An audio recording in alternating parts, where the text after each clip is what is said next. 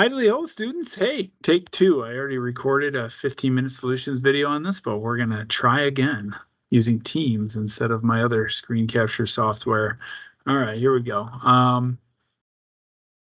Let X represent the distance in miles and Y represent the distance in kilometers. Enter the equation Y equals 1.6x into your calculator. Okay, 1.6x. I went to Y equals, typed in 1.6x, and now I'm hitting graph.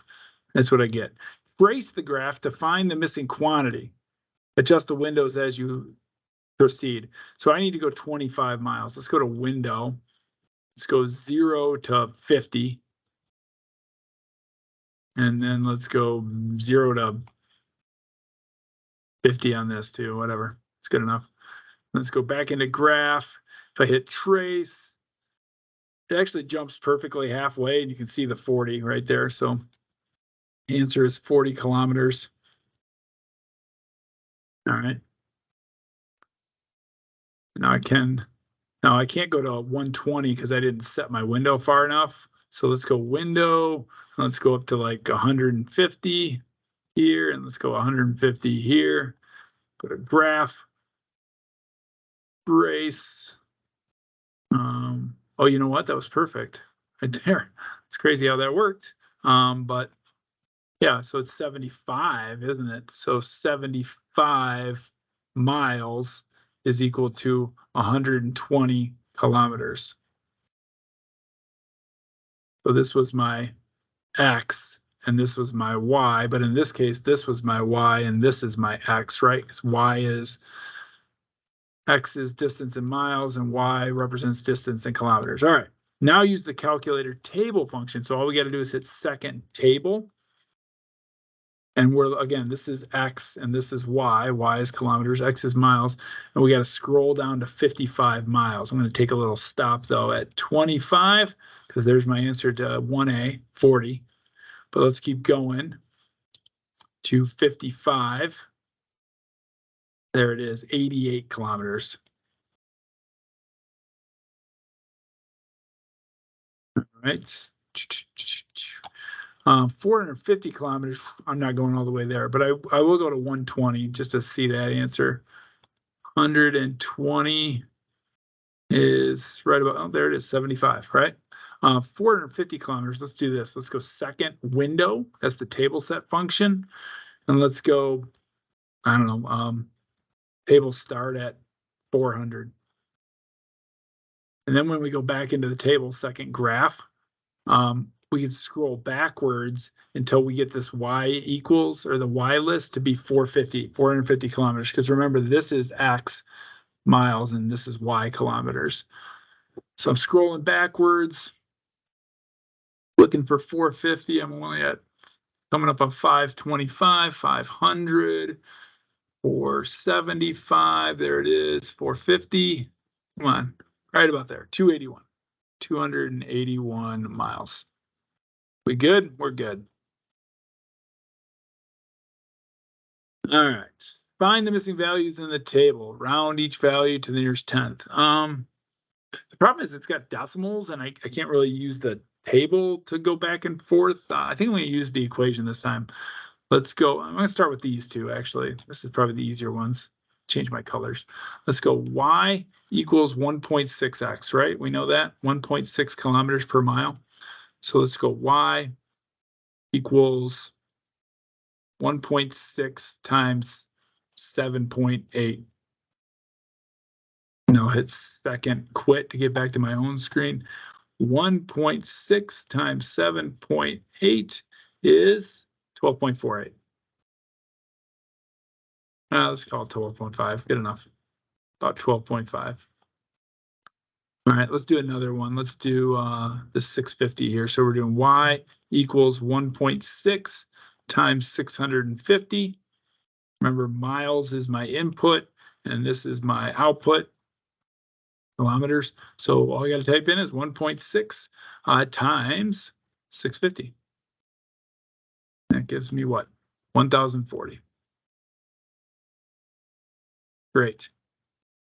All right. Now, these two are different because in this case, I'm actually given Y and I need to figure out what x is. It's 1.6 times x that equals 4.5.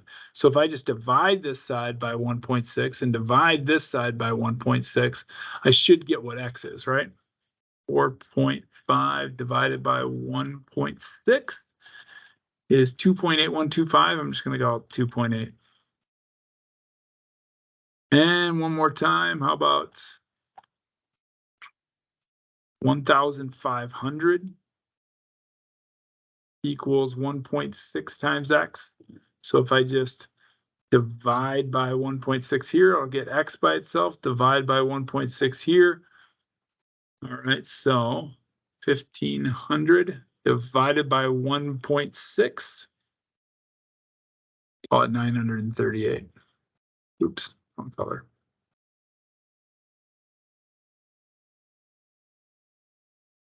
All right, there we go.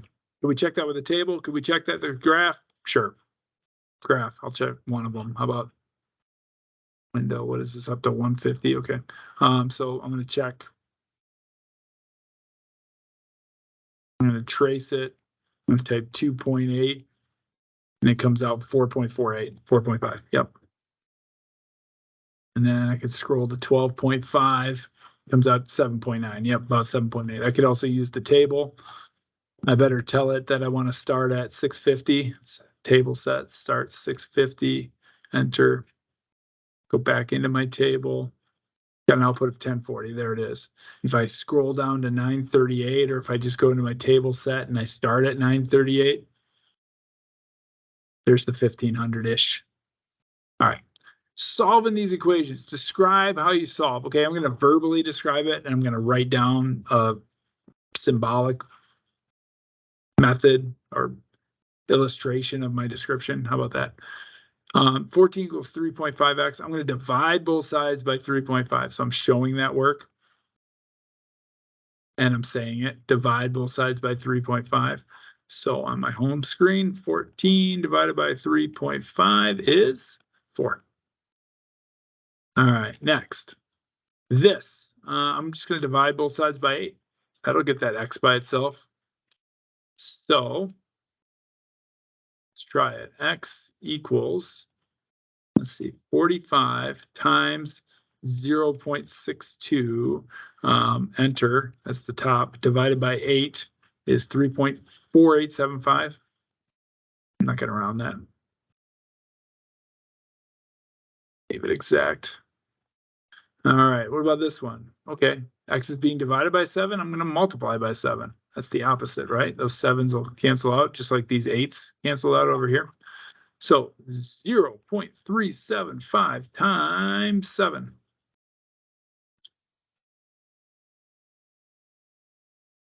Is x equals, what do I get? 2.625.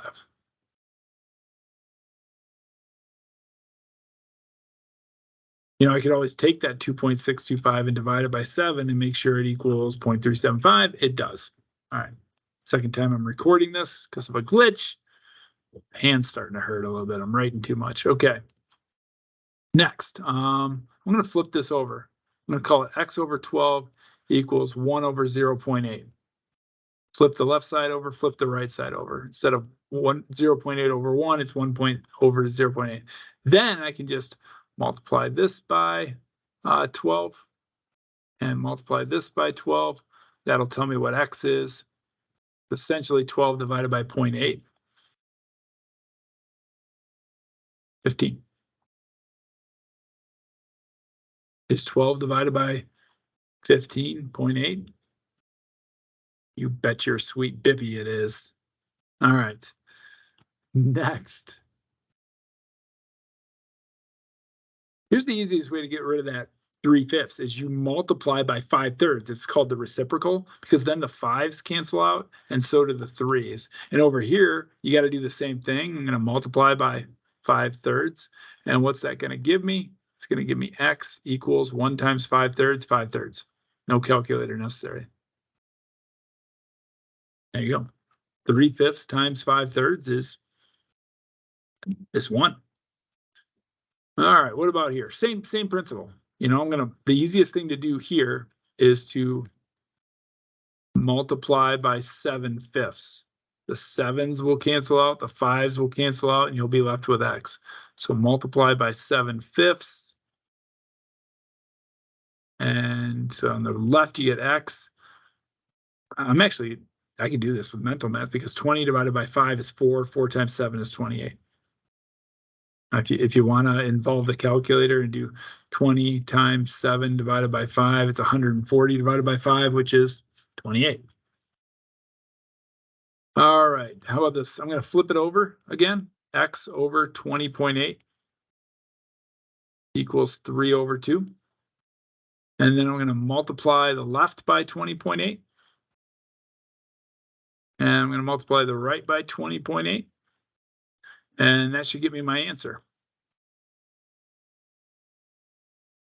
3 times 20.8 divided by 2, 31.2. Let's check that answer. 20.8 divided by x, which is 31.2, I think. That should come out 2/3.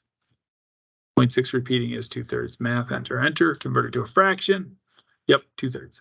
One more, and I'm going to do the same exact thing I just did before and the thing I did up here, kind of. I'm going to flip this over and make it x over 1, which is just x, by the way. So I got to flip this over. And I can see the answer already. X over 1 is x. So it's just whatever 1 divided by 0.6 is. 1.6 repeating. There you go. Not my neatest word. Come on, I can do better. 1.6 repeating. There we go. All right. Is this equation direct variation? It most certainly is, people. Yes. Let me make that bigger. Need to change my defaults. Even bigger than that. 28, sure. Yes. If y divided by x is always the same result, -1 in this case, then it is direct variation.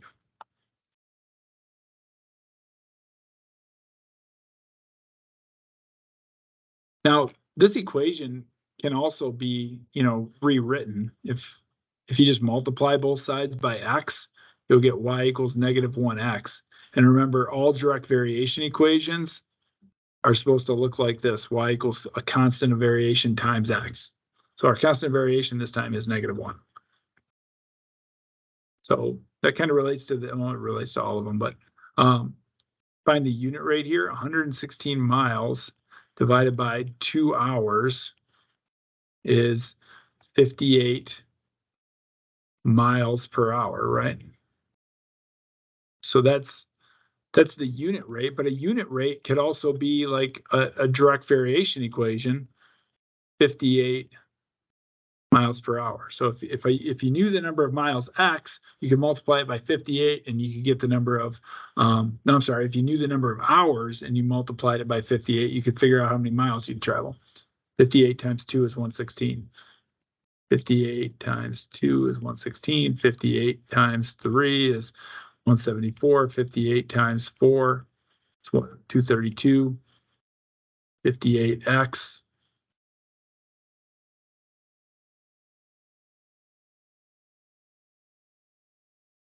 There we go. Every time you drive 1 more hour, you drive 58 more miles.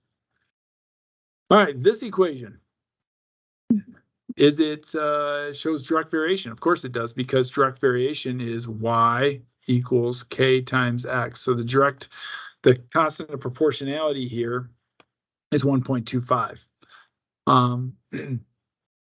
Length of fabric and its cost. The variable F represents the length of the fabric in yards, and C represents the cost in dollars. Use the equation to answer these questions. How much does 2.5 yards of fabric cost? So we're trying to find the cost, 1.25 times the amount of fabric, 2.5 yards.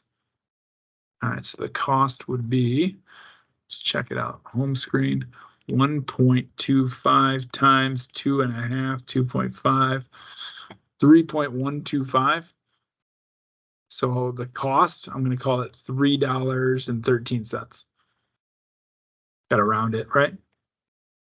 All right, next one. How much fabric can you buy for $5? So this time it's the cost that's $5, and we're trying to figure out the amount of fabric. So to solve this equation, we would divide by 1.25 here, divide by 1.25 here. Let's see what that gives us. 5 divided by 1.25 is 4. 4 equals F. So what does that F represent? 4 yards of fabric, right? What is the cost of each additional yard of fabric? It's right there. That's our constant of proportionality, right? It's $1.25 per yard. There we go. Just like that. USA number 1. Love her to leave it. Zinsky out. Good luck.